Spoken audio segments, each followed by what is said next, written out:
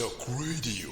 Once again, so let's start. And I guess we should start. Welcome to BlockTalk, the podcast that explores the world of blockchain technology and its endless possibilities.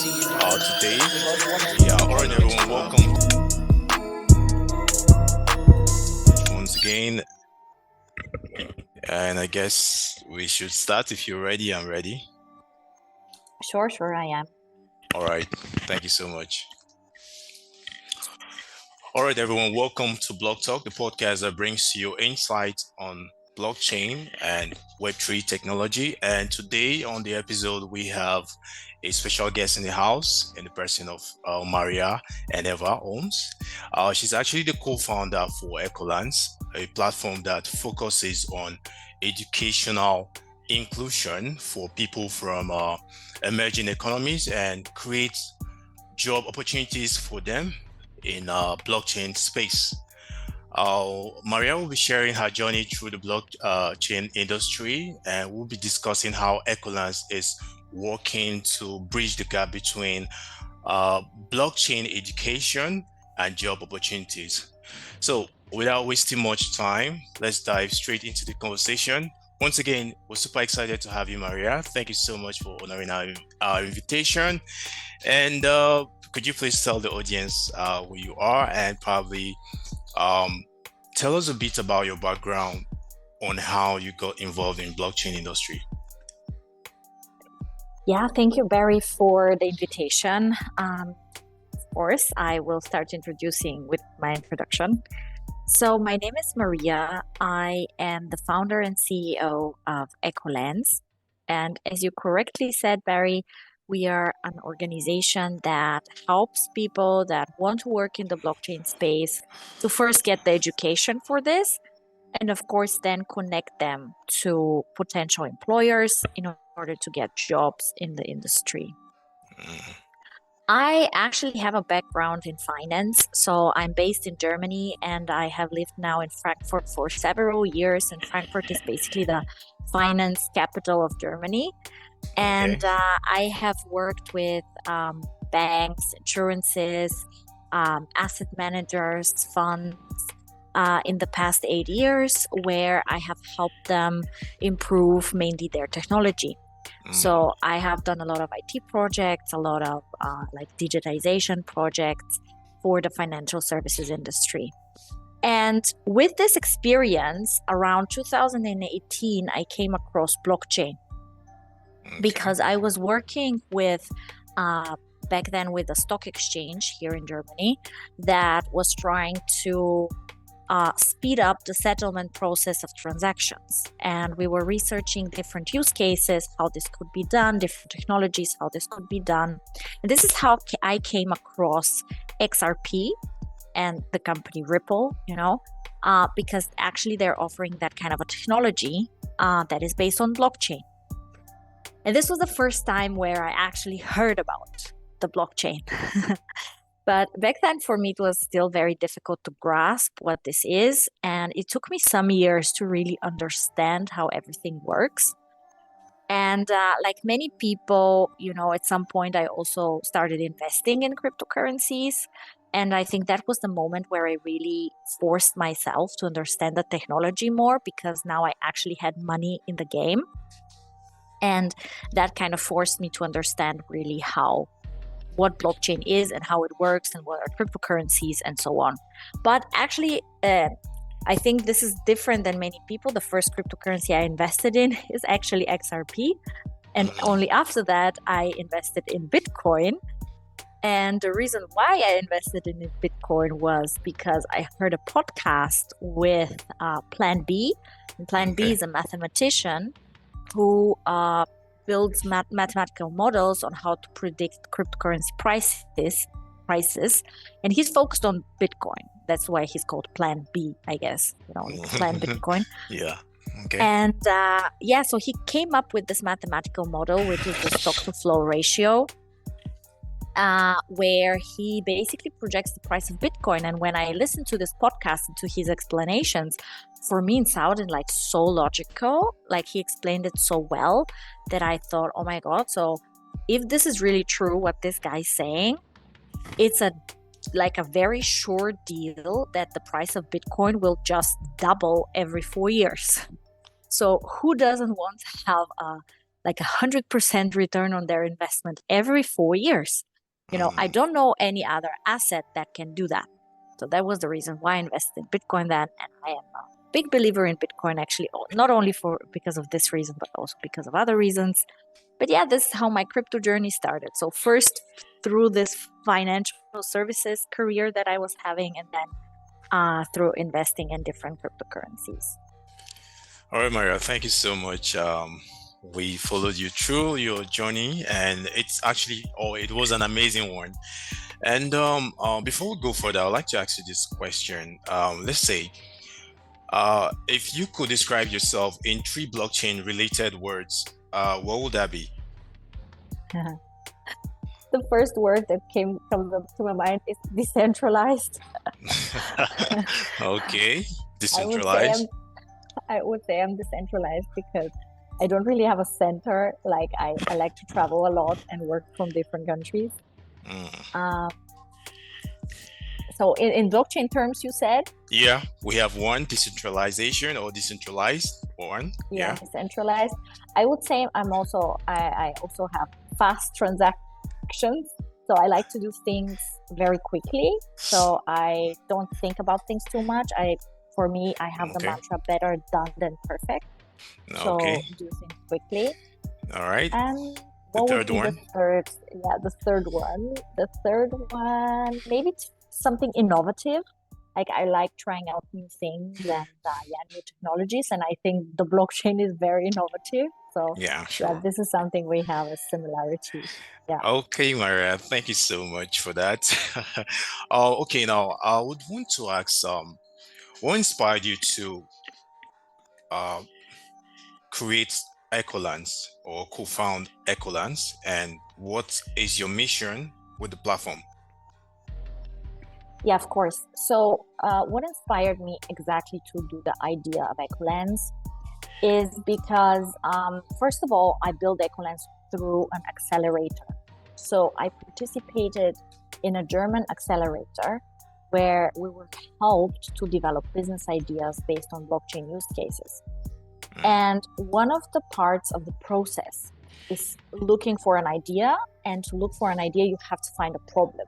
Yeah. So the problem that I found was that, for example, in the Western economies, let's take, for example, Europe, we have a very interesting job market where we have a lot of people that are on the market and are in high demand. So companies are actually looking for people but cannot find any, because everyone that has somehow an education or specialization has a job. So it's kind of, I wouldn't say it's easy to find a job, but like if you're like a good expert in something or a professional in a field, it's not that easy to find a job in Europe. You're in high demand.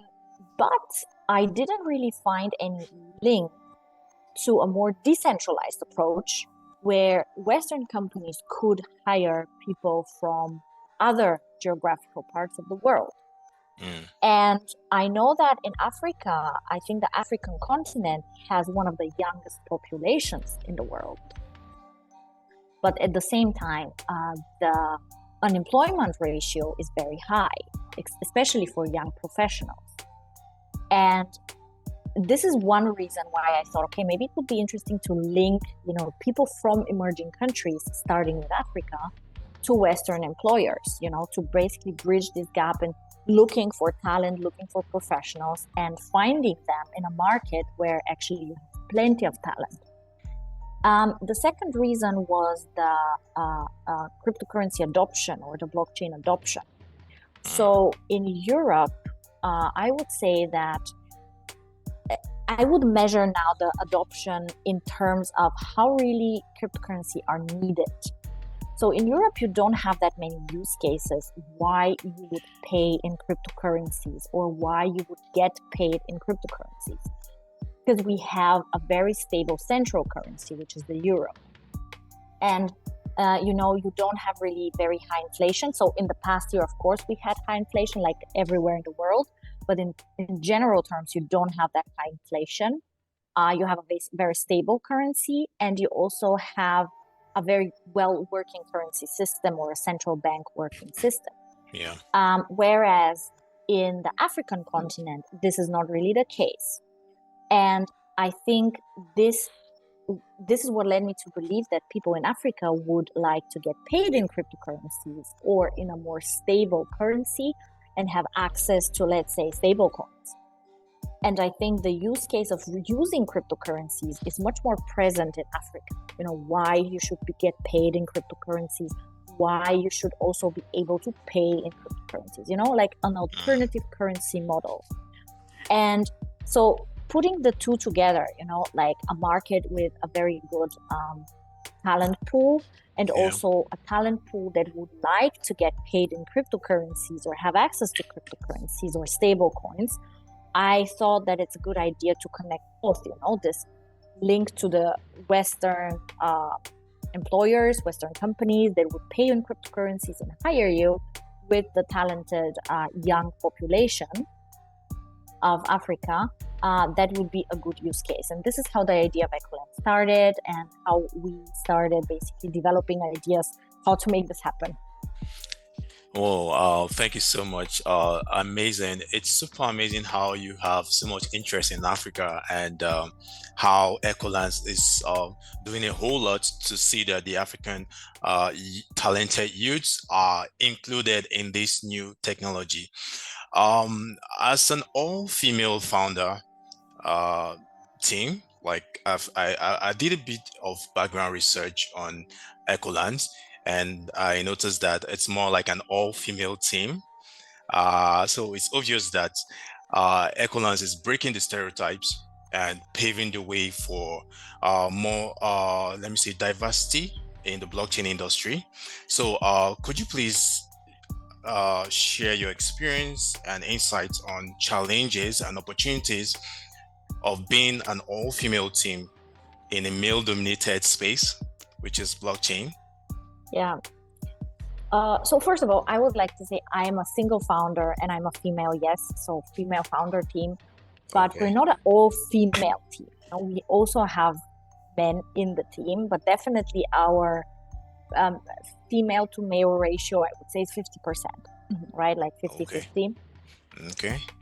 However, of course, this is still very good because I don't know the exact like quotas in the blockchain space, but I think it's more like, 15% women or something, like much less women.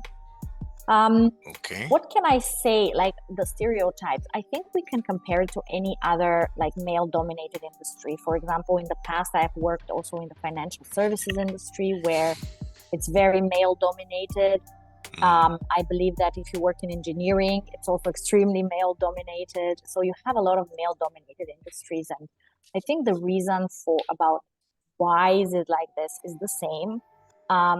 These are industries that have a reputation that are very difficult, or that you have to have very specific knowledge that is very difficult to get, like let's say in the financial services sector, like very complicated finance, very long working hours, things like this are the reasons for which a lot of women don't join. In the blockchain space, a lot of women are scared of all the terminology, like what does this technology really do? What is this terminology really do? And it was also the reason for me in the beginning where I was saying, oh my God, this is too complicated for me. I don't want to deal with this. But then with time, somehow I understood the whole thing. But I think these are always the same reasons why some industries are more male dominated. However, I think that with education and with more communication, more women will understand that actually there's nothing to be scared about. And actually, the amazing thing about the blockchain space is that it's so flexible. You can work from home, you can work from wherever you want. There are many like flexible working models that suit very well the lifestyle of a woman and let's say of a mother even. Yeah. So I'm a mother, and I'm very, very grateful for the blockchain space because I don't have fixed working hours. I can travel if I want, but I can also do meetings online if I want. People are very understandable. You can work whenever you want from wherever you want, which is extremely, extremely well fitting to actually the lifestyle of a woman. Yeah. Superb, superb.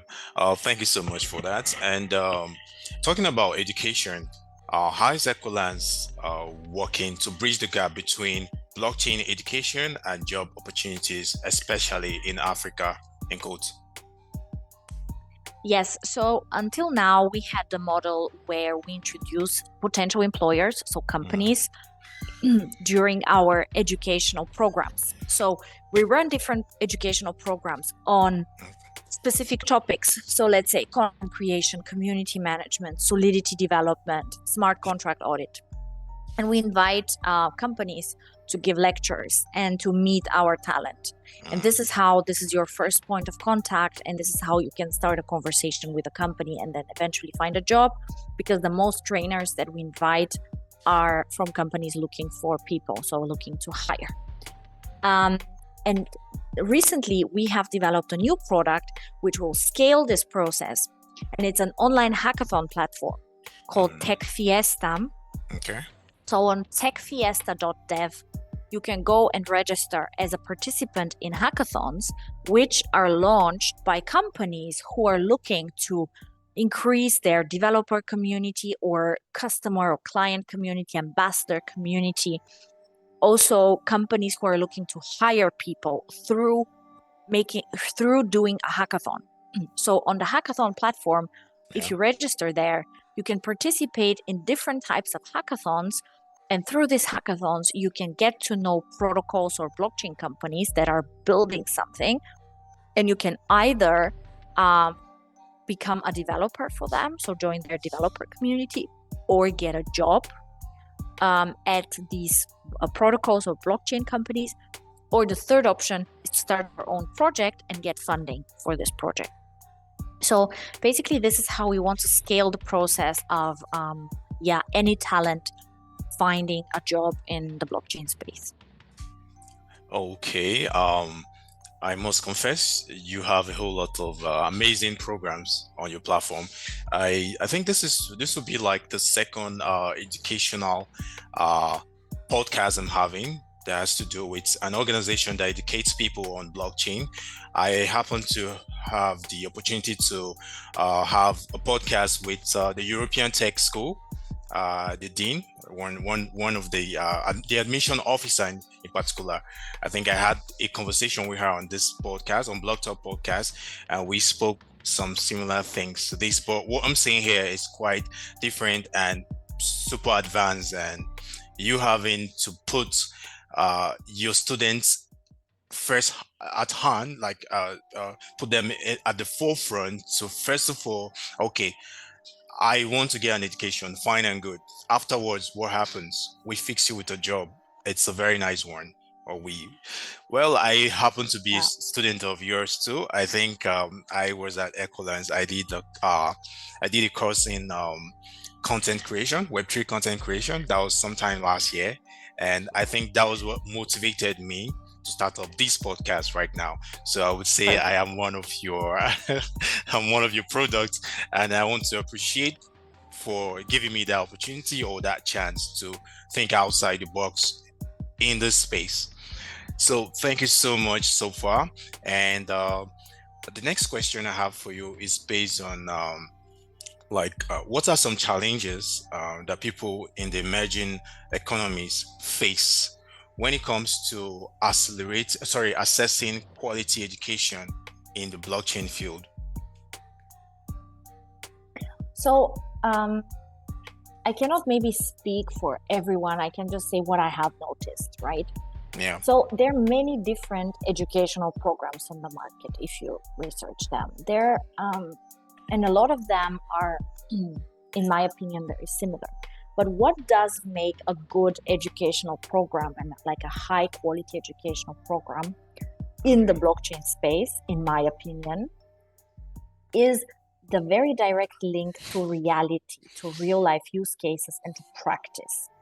So, nowadays, even with ChatGPT, I can write a prompt and say, tell me everything about blockchain content creation. And probably I will get even a AI created course. I know of a company that does that.